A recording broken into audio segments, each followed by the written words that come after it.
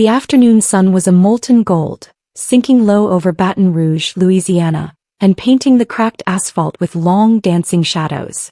Lieutenant Imani Harper navigated the streets with an easy, quiet confidence, a bearing forged by years of rigorous training and a deep-seated knowledge of who she was. Her deep brown eyes swept across the familiar, yet strangely foreign landscape, a childhood home left undisturbed for too long. 7 years had passed since she'd been here, since she enlisted, since she laid her mother to rest. It was remarkable how little had changed. The same corner store still advertised 2-for-1 sodas. The barbershop sign remained faded, and kids on the basketball court played with a fierce, almost desperate energy. The sounds of laughter, the familiar chatter, and the scent of fried catfish from Miss Laverne's restaurant all wrapped around her, pulling her into a current of memories she had long since buried. She adjusted the duffel bag on her shoulder. Her attire was civilian, a simple fitted t-shirt, cargo pants, and worn-out sneakers, but her posture was anything but. Shoulders back, chin level, steps precise. It was an instinct, a part of her she couldn't switch off. Her father had always called it warrior posture. A faint smile touched her lips at the thought. He would have been proud. As she passed a group of teenage boys huddled outside the store, one of them, no older than 16, looked up, did a double take and offered a respectful nod. "You military?" he asked. Imani paused, meeting his gaze. "Something like that." The boy grinned. "Figured. My cousin's in the army. He walks like you." Before she could reply, his friend called him inside and he was gone. She let out a slow breath. Moments like these were the reason she endured, the reason she fought.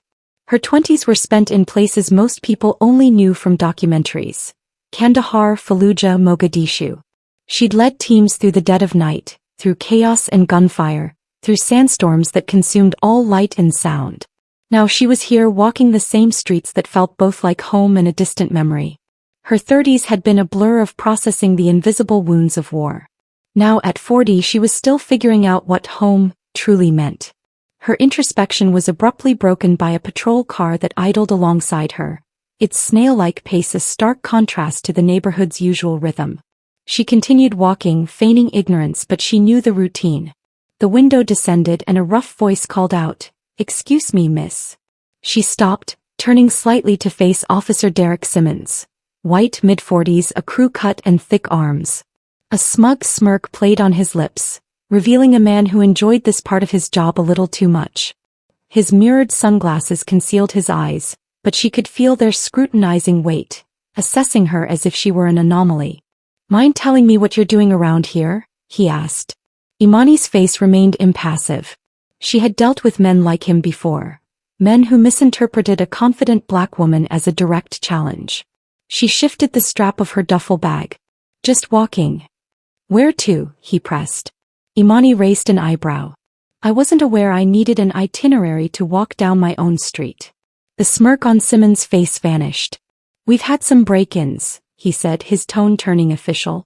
"Got to make sure everything's in order." Imani held his stare, unblinking. "Do I look like I'm breaking into something?" A muscle in his jaw clenched. He leaned against the open window, a sharp exhale escaping him. "Just doing my job." Imani fought the urge to shake her head. "And I'm just walking." The unspoken power dynamic was shifting. Simmons wasn't seeking conversation. He wanted control, and her refusal to yield was unsettling him. She had a choice, engage or walk away. Before she could decide, Simmons put the car in park. "Hold on. Let's see some ID." Imani stood her ground. Her training kicked in. Assessed the threat, the environment, the exits. She wasn't just evaluating a man in uniform. She was sizing up a man who was overstepping his authority. This wasn't over. The street was momentarily silent, save for the hum of distant traffic and the quiet murmur from a nearby shop. The tension between Imani and Officer Simmons was palpable, hanging in the air like a storm cloud. She didn't move. She didn't flinch. "ID," Simmons repeated, his voice losing its patience. Imani's gaze fell to his hands. His right thumb was resting near his holster, a quiet, intentional warning. She felt eyes on her now, bystanders who had slowed their pace, watching, waiting. Slowly, deliberately, she reached into her pocket, pulled out her military ID and held it up. She didn't hand it to him. Simmons squinted, looking from the card to her. Military, huh? His tone was unreadable, but Imani knew the type. Men who saw a woman like her and dismissed the uniform, the rank. Where exactly do you serve? I don't answer unnecessary questions, she said calmly. Simmons exhaled sharply, his lips a thin line. That's so. He snatched the ID from her hand before she could react, flipping it between his fingers, a self-satisfied smirk spreading across his face. Navy SEALs, he read aloud, drawing out the words like a punchline. That's cute. A spark of heat ignited in Imani's chest, not anger but a familiar annoyance. The same feeling she'd had 100 times in rooms full of men who assumed she didn't belong. Return it. Her voice was firm, controlled. Simmons studied her, his head tilted slightly as if deciding if she was worth the hassle. You know, I've been on the force for 20 years, seen all kinds of people in this neighborhood. He paused. Never met a female Navy SEAL before. You sure this isn't a fake? The insult was so brazen, so ridiculous that Imani almost laughed. You can run it through your system, she said flatly. You'll find out soon enough. But Simmons wasn't looking for a fact, he wanted a reaction. He turned the card over again, his lips curling as if he'd already decided she was a fraud. You expect me to believe you've been out there fighting for this country? Please. A subtle shift occurred in the crowd. Their curiosity was changing. This wasn't just a routine stop anymore. Now, a young woman stood on the sidewalk, phone in hand, recording openly. Simmons saw her. His shoulders squared. You got a problem? He asked the woman. She didn't answer, just kept recording. Imani, standing perfectly still, allowed herself a faint smirk. Now Simmons was the one under scrutiny. His jaw clenched as his eyes flicked back to her. I don't appreciate people trying to make a show out of me doing my job. Then stop putting on a show, Imani said. Something dark flashed in his eyes. He took a deliberate step closer. I don't know who you think you are, he said, his voice low. But out here I make the calls. Her smile was just enough to let him know he was about to make a mistake. You sure about that? Simmons' grip tightened on her ID. Then he did what she expected. He reached for her wrist. It was a bad idea. The moment Officer Derek Simmons' fingers brushed Imani's wrist, she moved with swift, precise, and calculated intent. Her arm shifted just enough to break his grip before it could fully form. Not with aggression or force that could be seen as an attack, but with a fluid control that asserted her dominance.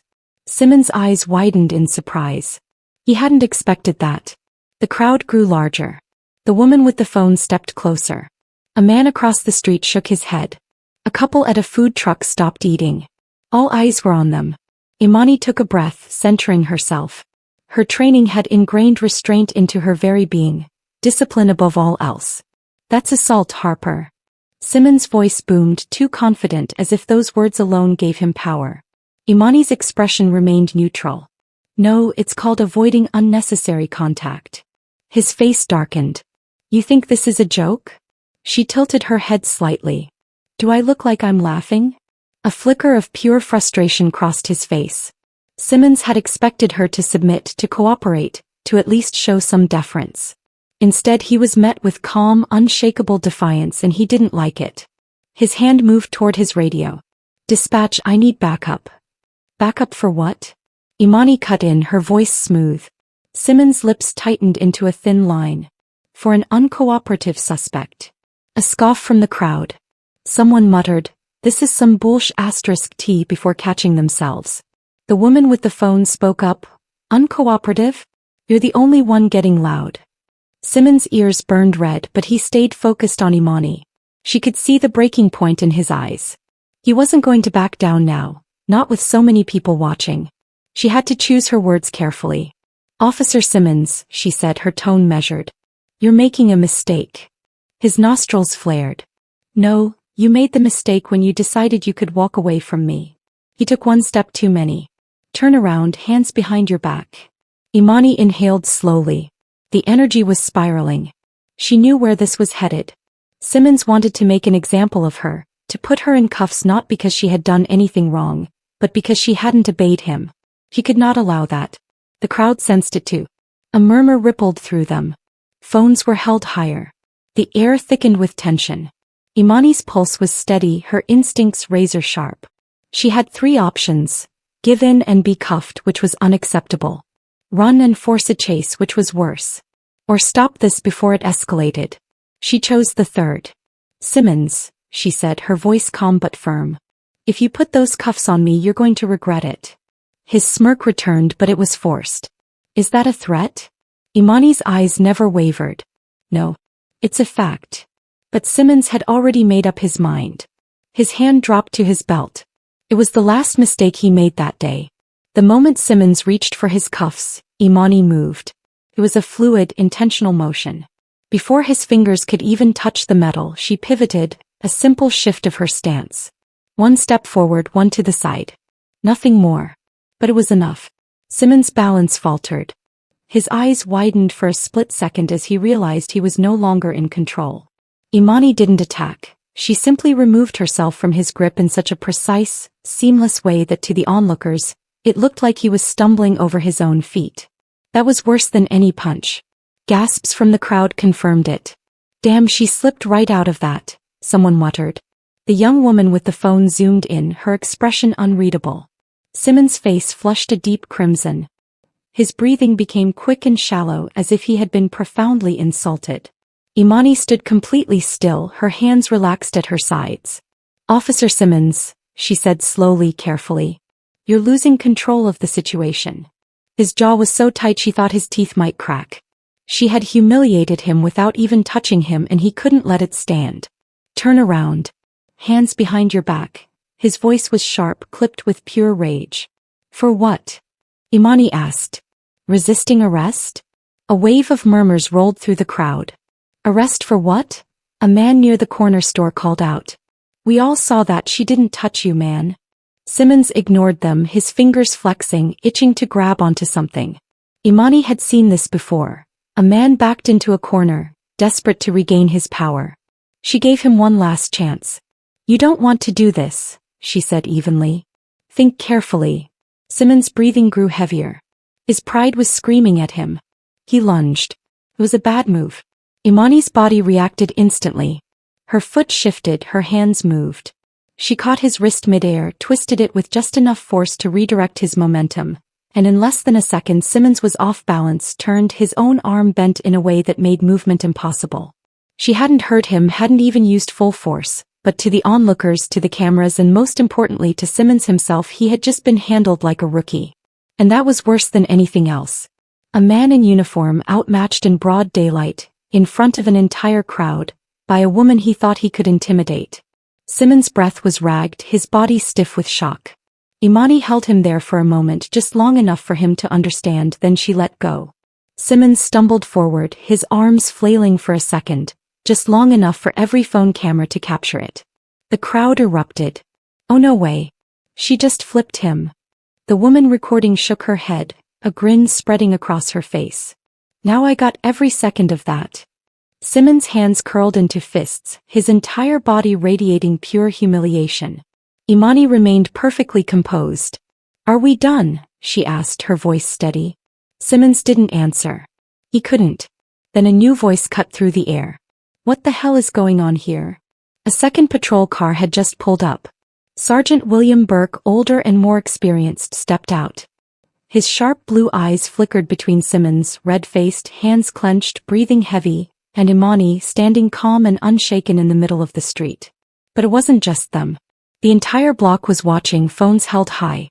The bystanders had become witnesses. Burke exhaled sharply. He already knew. He turned to Simmons first. "Officer Simmons. Explain." Simmons' jaw worked furiously, but no words came out. He was too deep in his own shame. He wanted to lie, to twist the story, but then Burke's gaze swept over the recording cameras, the murmuring crowd, the unmistakable stain of public embarrassment. Simmons knew he was trapped. "She resisted," he said finally, his voice low and strained. "Wouldn't comply. Got aggressive." A scoff came from the young woman still filming. "That's a lie and we all saw it." Burke didn't look at her, but Imani saw the tightness in his expression. He didn't believe Simmons. He turned to Imani. "Is that what happened?" She didn't rush her answer. "He stopped me for no reason, asked for my ID. I gave it to him, and then he accused me of lying about who I am." She paused, letting the weight of her words settle. When I refused to let him put cuffs on me for nothing, he reached for me. I stopped him. Burke let out a slow breath, assessing, calculating. He knew the optics were terrible. A white cop, a black woman, a crowd with cameras. A power struggle gone completely off the rails. His eyes landed on the ID still clutched in Simmons' hand. Recognition. Realization. Regret. Lieutenant Harper? Simmons' body froze. The moment Burke spoke her rank, it was over. Imani didn't blink, didn't gloat. He just waited. Burke's voice was quieter now, but sharper. You're a Navy SEAL? Yes, sir. Burke's gaze flicked back to Simmons. You knew that. Simmons' fingers twitched around the ID. Burke didn't wait for an excuse. He turned to the crowd. Anyone have footage of this? At least 10 hands shot up. The young woman with the phone smirked. I got everything. Simmons' breath hitched. He knew what was coming. Burke's voice was low, even. Officer Simmons, you're relieved of duty, effective immediately. Gasps, whispers. A low ripple of disbelief. Simmons' face contorted in disbelief. You can't be serious. I suggest you stop talking before you make this worse. Burke's tone was final, a clear warning. Simmons' body trembled with rage, but he had nothing left. Imani held his gaze one last time. No words, just an understanding. She had won and he knew it. Burke turned to Imani, his posture shifting, not aggressive but respectful. Lieutenant Harper, do you wish to press charges? The air stilled. Simmons froze, his breath shallow. The crowd leaned in. Imani let the question hang, a final judgment over Simmons. Then she exhaled. No. A ripple of surprise. Simmons stared at her, stunned. Burke studied her for a long moment. You sure? Imani nodded. I didn't come home looking for a fight. I just wanted to walk in my own neighborhood. The words landed hard. Burke sighed, rubbing the bridge of his nose. Understood. What happens to him now? She asked. Burke didn't sugarcoat it. Internal review, likely suspension. Maybe worse. Simmons looked sick. Imani didn't react. It was no longer her concern. She turned to leave, but Simmons did something no one expected. He spoke. Why? His voice was quiet, stiff. Why not press charges? Imani stopped, turning back just enough to meet his eyes. Her answer was simple. Because I already taught you the lesson you needed to learn. And with that she walked away. Imani continued down the sidewalk, shoulders squared, steps steady. She didn't need to turn to know that every eye in the crowd was on her. Behind her, Simmons still stood, his career crumbling. A voice from the crowd cut through the silence. That's what happens when you mess with the wrong one. A few quiet chuckles, murmurs. The tension was lifting, morphing into a moment people would remember. Burke stood for a few seconds, his eyes locked on Simmons. Go home, Officer Simmons. Simmons didn't argue. He turned stiffly, his hands tight by his sides, and walked back to his squad car. The cameras followed him. His humiliation was now public record. The moment the door slammed shut, Burke let out a long breath and turned to the crowd. Show's over, folks. Some laughed, but others lingered. The young woman with the phone gave Burke a hard stare before lowering her camera. He'll be back on duty in a few weeks, won't he? She asked, unimpressed. Burke didn't answer. He just said, send the footage in, before heading back to his own car. Imani kept walking, no longer aimless. She wasn't the type to be rattled. Years of deployments and high-pressure missions had built a core of steel inside her. But that didn't mean she was numb. As she passed a storefront, her reflection stared back at her. Same confident stance, same determined look. But something deep in her chest still ached. It wasn't anger. It was a profound frustration. Not just at Simmons, but at the fact that these battles never truly ended. She had faced worse overseas, but having to fight the same fights at home was a heavier burden. Her father's voice echoed in her mind. Pick your fights. Win the ones that matter. She had won this one. But how many more would there be? She pushed the thought aside and kept walking. Back at the police station, the fallout was already in motion. Burke sat at his desk, the weight of the situation sinking in. The footage had already been submitted. The precinct would have no choice but to review it. And Simmons? He was finished. Maybe not officially, maybe not right away, but his reputation was in tatters. His authority had been publicly shattered, and no badge could fix that. Burke sighed, rubbing his temples. He had known Simmons had a problem, had ignored the signs. Now it was on record and the city was watching. Imani sat on the back steps of her father's old house, the worn wooden planks creaking beneath her. The air was warm, thick with the scent of cut grass and the distant sizzle of a neighbor's cooking. She let her shoulders relax for the first time all day. She was home. But what did that even mean anymore? Her hands rested on her knees, fingers tracing the seams of her cargo pants. She had spent years defending a country that still couldn't always see her for who she was, and today was a sharp reminder of that. The screen door creaked open.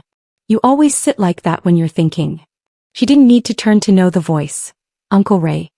He stepped onto the porch, his broad shoulders and graying temples a familiar sight. He sat beside her and set a bottle of iced tea on the step. So you made the news. Imani let out a dry chuckle. Wasn't planning on it. Ray shook his head. Never are. But trouble finds us anyway. She picked up the bottle, rolling the cold condensation between her fingers. It wasn't trouble, she said. Ray eyed her. Wasn't peace either. She didn't answer because he was right. She had been trained to engage enemies, to neutralize threats, but what about battles like today, the ones fought with perception, power, and prejudice? She tilted the bottle back, letting the tea wash away the dryness in her throat. Ray watched her for a moment, then leaned forward, forearms on his knees. You handled yourself well, girl. She nodded slowly. Did what I had to. Ray gave a small chuckle. Just like your father. That made her smile. Her father had taught her that strength wasn't just about fighting, it was about knowing when not to. Simmons will feel this for a long time, Ray said thoughtfully. But more than that, a lot of people saw what happened today. They'll remember it. Imani turned the bottle in her hands. Does it ever change anything? She asked. Or do we just keep fighting the same fight over and over? Ray sighed, rubbing his beard. You're asking the wrong question. She glanced at him. He tapped his bottle against his knee. The question isn't whether it changes everything. It's whether it changes something. Imani let that sink in. He was right. She hadn't changed the world today, but maybe she had changed something. Maybe a kid in the crowd saw her and learned he didn't have to shrink when authority got in his face. Maybe another officer saw it and thought twice about pulling the same stunt. Maybe even Simmons, though she doubted it, would take a long, hard look at himself. And for now that was enough. Ray nudged her with his elbow. So what now? She set her bottle down. I keep walking. His grin was small but full of pride. That's my girl. Sometimes the real fight isn't about winning or losing. It's about standing your ground even when the world tells you to step aside. It's about showing up, speaking up, and refusing to shrink. Because even if you don't change everything, you might change something. And sometimes that's enough to start the shift.